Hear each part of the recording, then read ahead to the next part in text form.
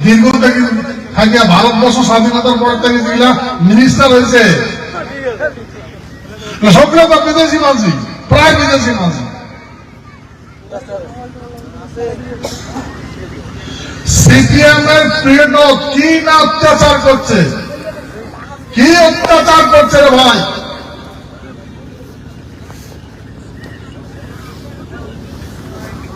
একটা চিন্তা করে দেখো, ভারত সরকার আইন বানিয়েছে ল্যান্ড অ্যান্ড রেভিনিউ অ্যাক্ট, রাজ্য সরকার আইন বানাইছে ল্যান্ড রিফরমেশন অ্যাক্ট। আমরা তো আইন বুঝি না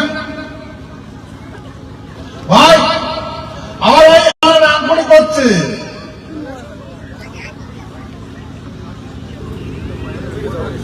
কৃষক আমার হিত, আমার ভালোর জন্য করছে, আর সত্যি করে ভালো যে আমার এটা যদি না করে হয়, তাহলে আজকে আমার মাইয়া সবাব গামুর বেটা বেটি বিদেশ না দেখিলাম,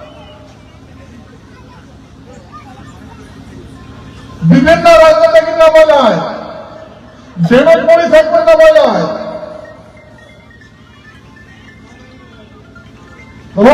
এটা আমার বিচার রয়েছে। চিন্তা করে দেখো, কোন পৃথিবীর কোন রাষ্ট্র এমন মোর বাপের সম্পত্তি, মোর ঠাকুরের সম্পত্তি, মোর জ্ঞাতি গোষ্ঠীর সম্পত্তি,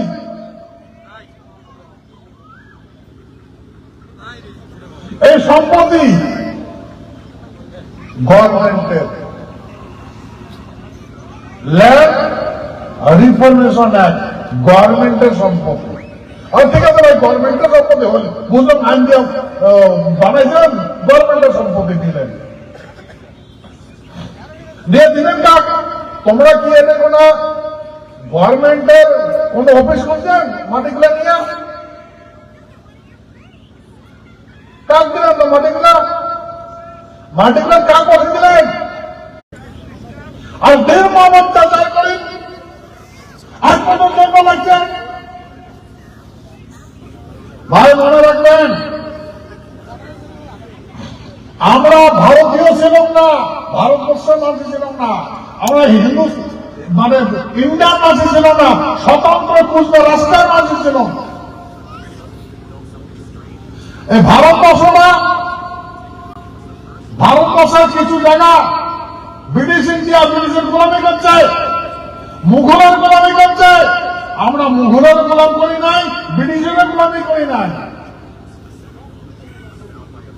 আমার পূর্বপুরুষ কারো গোলাম করে নাই, কারো গোলামি করি নাই।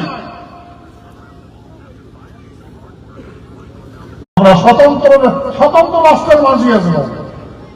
আমরা 1939 মানে 47 সনদ 9 আগস্ট ডমিনিয়ন গভর্নমেন্টের সাথে অ্যাকসেশন করে ভারতীয় আছে, আর অনেকগুলা চুক্তির সমস্ত শর্ত লেখা আছে।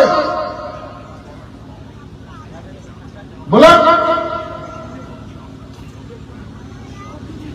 আছে, লর্ড মাউন্টব্যাটেন সবসময় মানে নিয়েছিল, তার জন্য আমার মহারাজা অ্যাকসেশন করছে, মানে সন্ধি করছে। অ্যাকসেশন মানে সন্ধি। বলেন আমরা ভারতবর্ষটা স্বাধীন করে দিলাম, ভারতবর্ষ সব ব্রিটিশ পৃথিবীর যতগুলো মানে পরাধীন দেশ আছে সবগুলোকে স্বাধীন করে দিয়েছে। বলেন আমার সেই স্বাধীন করে দেওয়ার রাষ্ট্রের সাথে আমরা চুক্তি করে যুক্ত হলাম। আমার ভারত সম্রাট দেওয়ার প্রতিশ্রুতি দিল গভর্নমেন্ট, এই যে ডমিনিয়ন গভর্নমেন্ট। কতগুলো নেতা আর হিন্দুস্তান পাকিস্তান বলে ভাগ করে দিয়ে,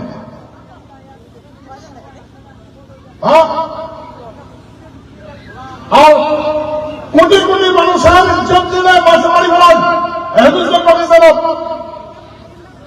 পাকিস্তান হ্যাঁ মাতার কি জানো কুচ্ছু না আসবে মাতা বুঝে না দেশ কি জিনিস। এবং ভট ঠাকুরদের নির্দেশ চলেছিল,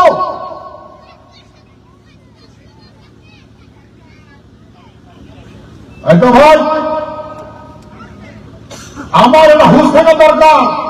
আমরা চুক্তি করি ভারতীয় আছি, আমার সাথে সন্দেহ আছে।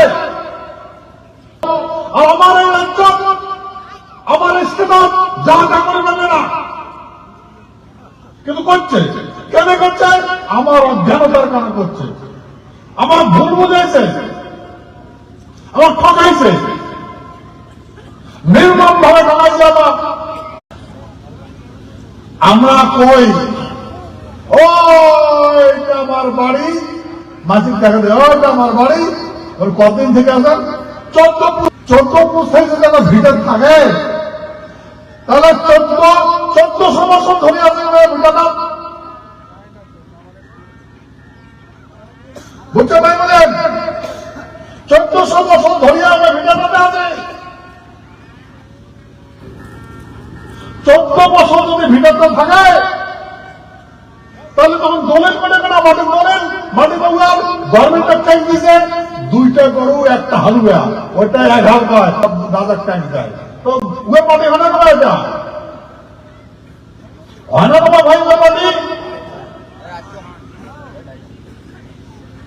তো ভাই এমন নির্মম ভাবে ঠকাইছে। ল্যান্ড এখন মাটির মালিক তুই, অফিসত বিডিও অফিসত আসিস, সাব ডিভিশনত আসিস, আমার মাঝে পট্টার পড়ে গেল, কি ধরে যায়, কি ধরে যায়, কাগজটা নাই। তোমার কথা যদি কাগজ যদি নাই, তাহলে গভর্নমেন্টের মালিক, তোমার খারাপ জমিনত আছে। ভাই বুঝছেন কথা? কথা বলে বুঝেন? মাথা পাচ্ছে না কথা? কতটা কথা বুঝতে? তার মানে তারা খারাপ জমিনত আছেন। যদি খেতে খারাপ জমিনত আছেন, গভর্নমেন্ট আইন করেছে, ল্যান্ড রিফরমেশন অ্যাক্ট, সেতু এগুলো তোমার কাগজ যেহেতু নাই, হয়তো পশ্চিমবঙ্গ সরকারের মাটি। তা আমার মাটি আচ্ছা সরকারের মাটি নেই, তো সরকারের ভূমিকা দলের বলাম বিদেশি মাটি কেন বুঝুন, মোর মাটি থাকার অধিকার নাই, তাহলে বিদেশ থেকে উয়ার অধিকার আছে কেন ভাই? কত অধিকার আছে না? সংবিধান কি কয়? সংবিধান কি কয়? বিদেশি মাটি আমার মাটি গাড়ি নিয়ে বিদেশি মাটি দিলেন, কি কয়? সংবিধান কি কয়?